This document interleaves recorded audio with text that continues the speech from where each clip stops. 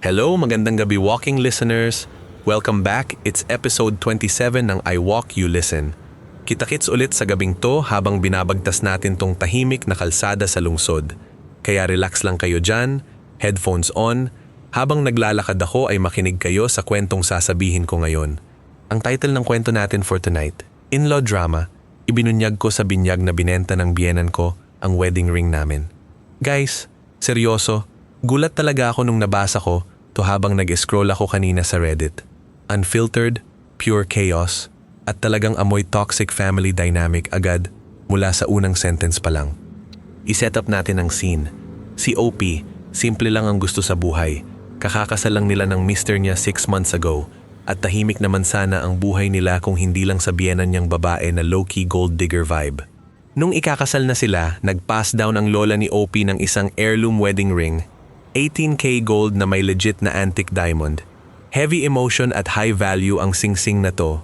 Fast forward pagkatapos ng kasal, medyo gipit sa pera ang biyenan kasi mahilig mag-flex sa social media kahit kulang sa budget.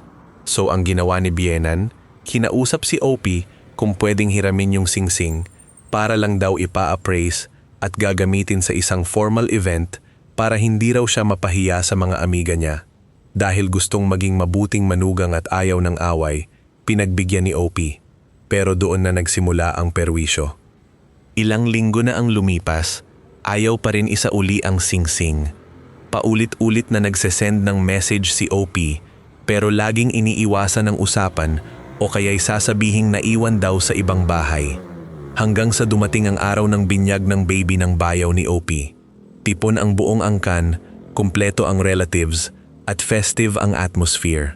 Habang nagkakasiyahan sa reception, nakita ni OP ang biyenan niya na may bagong mamahaling bag at garapalang nagmamayabang sa mga kumare niya kung paano niya daw nabili yon. Maya-maya, kinausap ni OP ng masinsinan ang biyenan sa gilid para hingin ulit ang singsing. Doon na pumutok ang bomba. Sa sobrang confident ni biyenan, nag-drop siya ng casual bomb.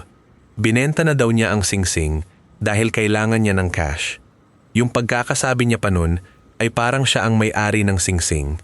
Low-key in-expect pa niya na mananahimik lang si OP para lang huwag masira ang okasyon.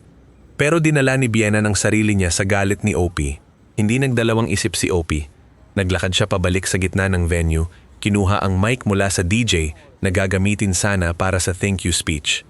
At malinaw niyang sinabi sa buong angkan at bisita kung paano sinangla at binenta ng biyenan niya ang pamanang singsing ng pamilya nila para lang makabili ng designer bag. Instant quiet ang buong silid. Nabalot ng matinding embarrassment ang biyenan. Yung mister naman ni OP, matapos marinig ang buong katotohanan, nanggigil sa galit at tinulungan pa si OP na i-confront ang sarili niyang ina sa harap ng lahat. Ayon sa pinakabagong update ni OP, natakot ang biyenan dahil sa kahihiyan at sa banta nakakasuhan siya ng theft. Napilitan itong ibenta ulit ang lahat ng luxury items na nabili niya para mabawi ang pamanang singsing mula sa buyer.